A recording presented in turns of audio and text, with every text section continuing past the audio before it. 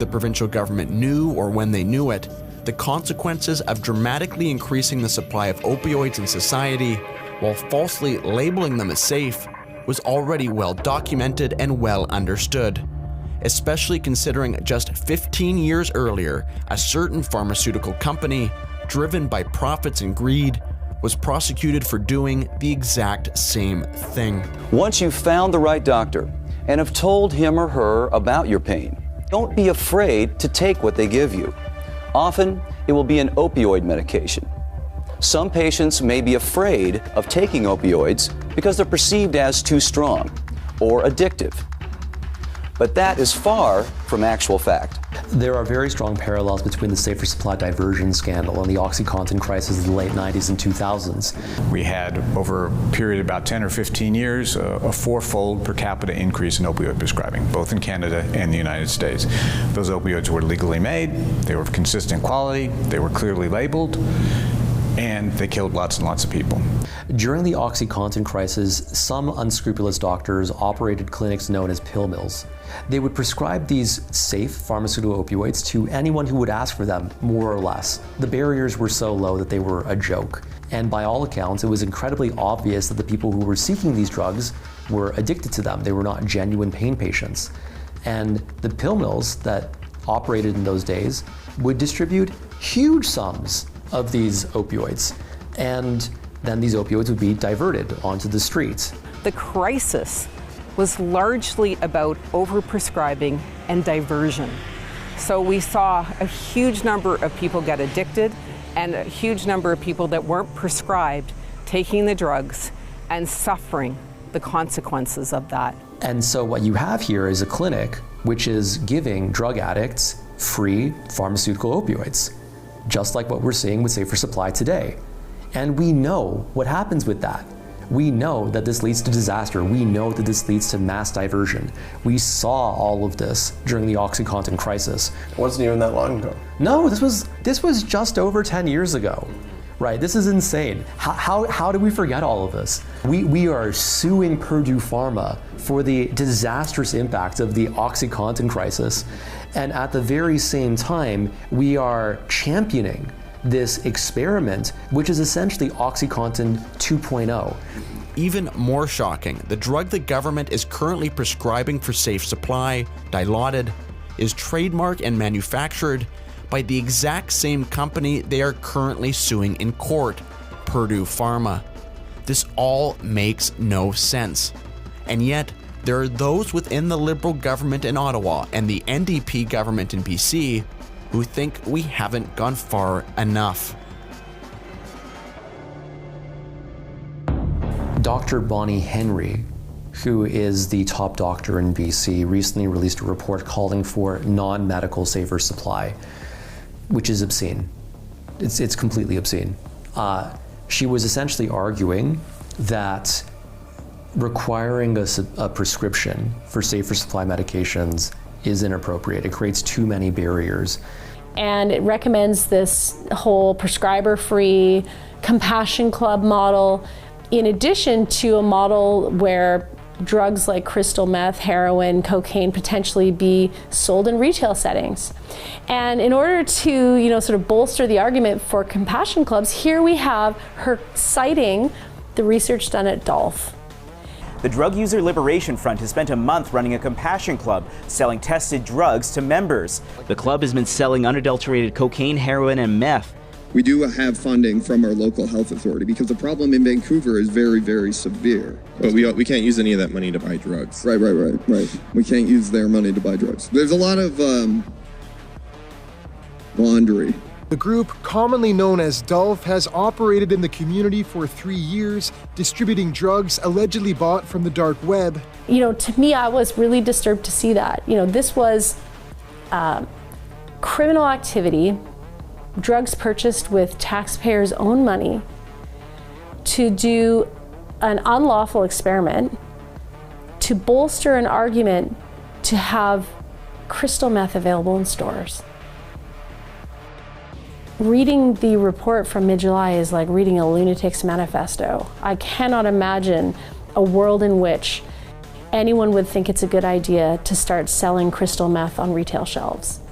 What's notable is that in the report itself, she acknowledged that all of the research on the kind of drug legalization that she was advocating for was hypothetical, speculative, theoretical.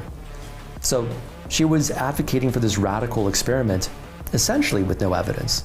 This is an evidence-based project and program that it meets the test of evidence and science. When you read that report, one sees not the words of someone who was following evidence-based policymaking, but the words of a zealot who wants drug legalization regardless if there is evidence for it or not. I really can't stress enough how low quality the evidence base for safer supply is, and I'm gonna describe it like a ladder. So at the lowest rung, you have these qualitative studies that rely on semi-structured interviews with patients who are in safer supply programs. Our mandate is to reform the system, and so we're encouraging you to give us feedback, right? Take the drugs if you want, try them. We've got a little feedback form. Bring it back to us. We'll give you a little stipend for your feedback. You get to choose. You get to be a participant. These studies essentially just interview people who are on safer supply, ask them, is this program benefiting you? Are you selling your drugs? If yes, then why? And when these patients say, this is great, there's no downsides, of course I would never sell my drugs, or if I did, it's because of compassionate sharing, the harm reduction researchers framed this as being objective evidence of success. An addicted person in recovery once told me, you can always tell when an addicted person is lying. And the answer is they're moving their lips. So I don't mean that disparagingly, but they lie because they need to procure their drug like you and I need bread and water. So they will say anything to get that drug. And are these doctors who are prescribing these vast amounts of opioids so ignorant and so naive as to believe that the patient needs that amount of an opioid? Listen, you can't listen to an addict if you're looking for the answers to drug addiction. You just can't, because while you're in an active addiction, as I said, you're always going to say, I want more, I want more, I want more. You're the addict going in. You're talking to a doctor, oh, you know, if I had 30 a day, I'd stop. But anyone who's walked the walk goes, and I got to assume, I don't know, maybe some people are naive, doctors are naive. I don't think so, man. You don't go through that much education being that naive. You have a direct impact, a direct say on the drugs that are going into your body, on what you're allowed to consume. So this is a way to show the government that there are other ways to do this. There are better ways to do this. It looks more like messaging designed to achieve a certain end, which are decriminalization and expanding the flow of pharmaceuticals. Contrary to political talking points and government spin, safe supply, and specifically unwitnessed safe supply, is not evidence-based and is instead a radical social experiment that has never been seriously tried anywhere else in the world. And in BC, they continue to take it to new, even more unsettling extremes.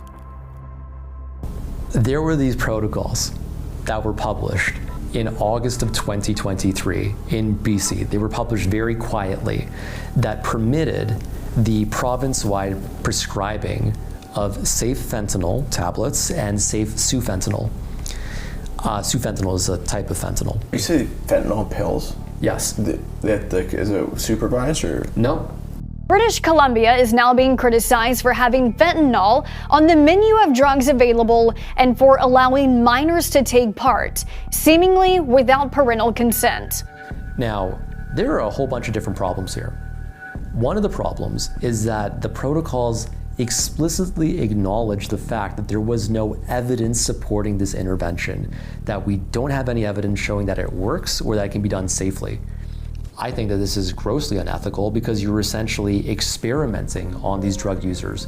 And so, you know, when we're dealing with something that essentially is an experiment, we should have even more caution into who potentially is influencing these programs, who is doing the research, and what is their motivation, and do they stand to profit from the policies that they're making.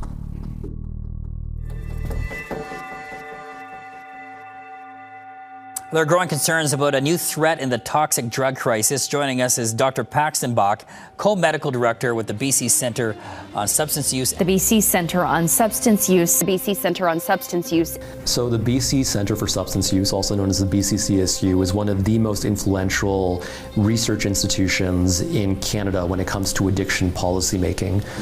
When the BC provincial government wanted to create clinical guidelines for safer supply in 2020, they outsourced this to the BCCSU. So one cannot overstate the amount of influence that this organization has on addiction policymaking in BC and by extension in Canada as a whole. Now, that's a bit of a problem because the BCCSU does accept corporate money and isn't always transparent about what kind of money it receives and what the expectations of that funding can be. There's no visibility at all on whether and how much money might be coming from the pharmaceutical industry to support those activities. And at a minimum, the public needs to have complete transparency into whether that's happening. I tried to dig into the finances of the BCCSU, but getting information is very difficult. They didn't want to share any of their financial information. And when you look at its parent organization's financial statements, very little information is given about how money flows in the BCCSU itself. So there are a lot of question marks there about how money is being spent and where money is coming from. They acknowledge some pharmaceutical funders on their website, but they don't say how much, and they don't say what the money is used for.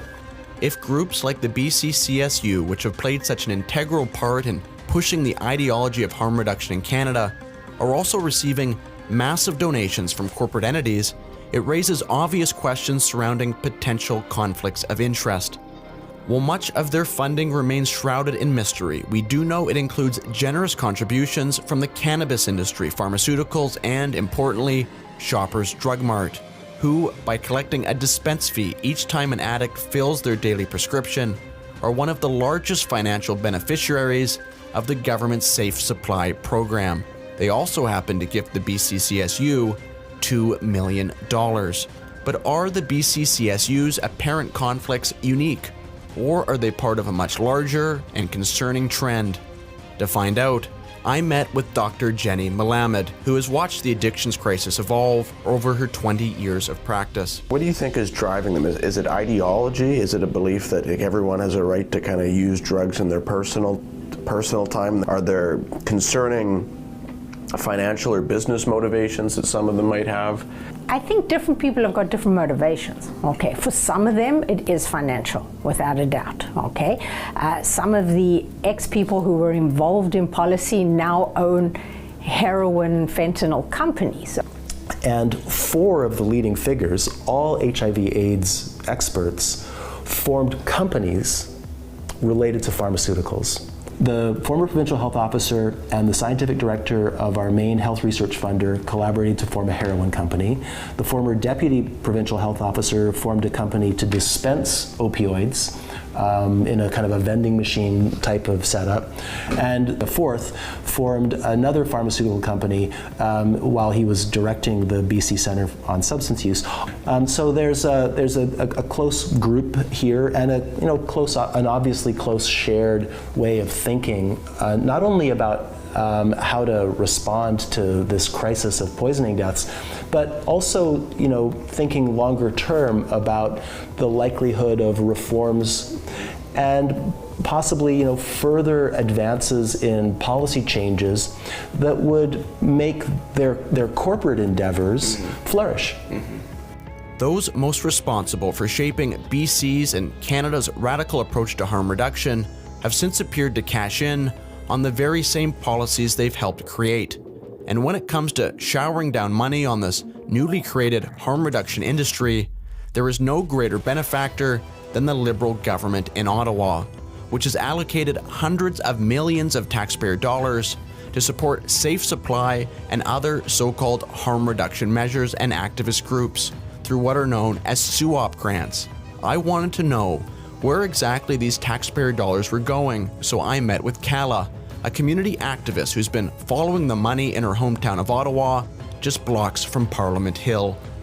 Poverty is big business. All the funding models and everything, the people who, yeah, absolutely. Executive directors make hundreds of thousands of dollars a year. They pocket the money. So it's like we've got all these systems in place that get a very few people lots and lots of money while poverty and addiction run rampant. There was a study done by the Ottawa Police Services that showed that there's $500 million of services coming into our downtown core of Ottawa. And as I sort of started looking under the hood, I would say that we have some concerns. I think that's fair to say, yeah. The Pathways to Recovery, Respect RX, Recovery Care sort of trifecta, I noticed them pop up on Rideau and Montreal Road. And I kind of didn't really understand, but people were telling me as I was going door to door about, I'm finding the Respect RX bottles in my child's backpack, or I heard about it at a party, or someone was being offered, or sometimes when I was speaking to street involved people, they were saying that was kind of a currency they were using, be able to score fentanyl. While investigating the money behind Safe Supply in Ottawa, the names of two for-profit businesses repeatedly came up: Respect RX and Recovery Care, a chain of pharmacies and addiction clinics often located side by side and loosely connected with a nonprofit called Pathways to Recovery that received a $7 million SUOP grant from the federal government in 2020. But where did all this money go? And is there more to the story than first appears? Just to explain, there's Pathways to Recovery, which is the nonprofit, which was started in 2020, which is getting the SUOP federal funding. It's $7 million in 2020. They have a for-profit clinic, and they also have a for-profit pharmacy called Respect RX and Recovery Care. And they share multiple duplication in leadership. So Donna Sarrazin is on the board of directors, and she's also the executive director, and she's also the CEO. Many of the doctors and pharmacists also sit on the various boards of directors, and that to me was a huge red flag. We don't know the salaries of the people working there. They just don't seem to have the same amount of scrutiny that other organizations have to go through, and I find that very interesting. Is the money that's coming from the federal government to that overarching nonprofit, is any of that filtering down to those for-profit? We don't know. We don't have any. So we can't find out where that $7 million really went, other than the people are the same and all. There's much overlap in these organizations. Correct. Yes, and that to me is concerning. So right behind us, so that's. Recovery Care is the Safe Supply clinic, and right next door is Respect RX, which is their partner pharmacy. You basically get your prescription for Safe Supply, 30 dilaudid, whatever it is. Whatever it is. And then you walk next door, and then it's a daily fill. Yeah. The usual dispensing fee is $11.99. And then when you add in the millions of dollars coming from Health Canada under the SUOP, where is that money going? There's one guy who owns 4 Respect RXs because they're all separate. Oh, there's more of these. It's not Oh, so this is not a small little operation here. No, there's a few of them. Okay. There's I think 6 or 7 Respect RXs, and wherever there's a Respect RX, you can pretty much find a Recovery Care. Each clinic would be raking in more than $2 million a year at my modest and very conservative numbers. Mm-hmm. And then let's go to the pharmacy. If you're doing $11.99 dispensing fee, and the pharmacy's linked to the clinic, you're getting taxpayer. This is all taxpayers are funding this travesty. Mm-hmm. There's no accountability. There's no transparency. If it's public money, why can't we see the reports? Do you believe there's people getting rich off your son's addiction? Yes. The directors of Pathways to Recovery and people leading the Safer Supply Ottawa initiative are also the owners of Respect RX pharmacies and Recovery Care clinics. What it looks like is that business owners have set up a corporation, a not-for-profit corporation, in order to receive federal monies to fund their businesses. And that business is drugs, hydromorphone. Handing out addictive opioids. Yeah, handing out addictive opioids. So how did we get here? And who's to blame? With more than 50,000 Canadians dead, these aren't rhetorical queries, but rather the public health questions of our time. And while the complex and varied motivations of those involved may never be truly known, some things can be said as a matter of fact. Evidence was ignored. Canadians were misled. And some have profited mightily off the suffering and despair of their fellow man. But the greatest indictment has to be reserved for those in our political class. It is ultimately they who must bear responsibility for the policies that have perpetuated so much misery and pain. For it is they who cheered and defended such policies right up until the very end. Canada's Mental Health and Addictions Minister is responding to ongoing criticism about federal funding for safety supply programs. Yara Sachs says concerns about the approach are anchored in fear and stigma. The current Minister of Addictions and Mental Health said those opposed to these safe supply programs are rooted in stigma and fear. That's all. That's where all the... Well, she can come and talk to me and I'll educate her. And if she has children, you know, may this addiction curse not be visited on them. It's not rooted in stigma. It's called reality. It's a tragedy that's unfolding every single day on one of the nation's capital main streets.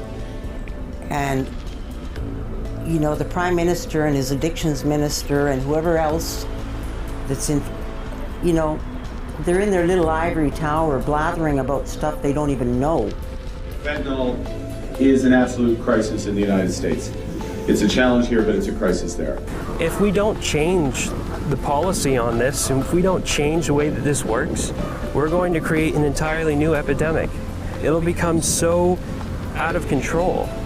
We know that anchoring ourselves in science and data, making sure that issues of harm reduction, safe consumption are put to the forefront. We will continue to be grounded in what works, in compassion, in evidence. I mean, to me, it just seems like we're making it easier for people to get their next fix. Oh yeah, it's a lot. Oh shit, man! Wow, man, it would have been a lot easier to stay high back in nowadays compared to my days. We had to work at it. We would drive from Ottawa to Montreal to go to a pharmacy to pick up 30 Perkinans. Well, now you just have to walk down the street. Yeah, exactly. Yeah. You know, and get something stronger, cheaper. Mr. Speaker, we are pretty fed up with this fight against evidence-based programs that actually are saving lives. We cannot allow the Conservatives to take us back to the failed ideology of the past. You know, when I hear ministers, like the federal minister and even the provincial minister, say things like, you know, the criticism is just stigma and fear, I think that they should go and spend an afternoon with a grieving family and find out that there is nothing more stigmatizing than having to live the rest of your life knowing that your child, they died because we have a government that refuses to acknowledge that poison is poison. You know, accuse me of raising stigma, but you know, no one can honestly look around right now and say what they're doing is working.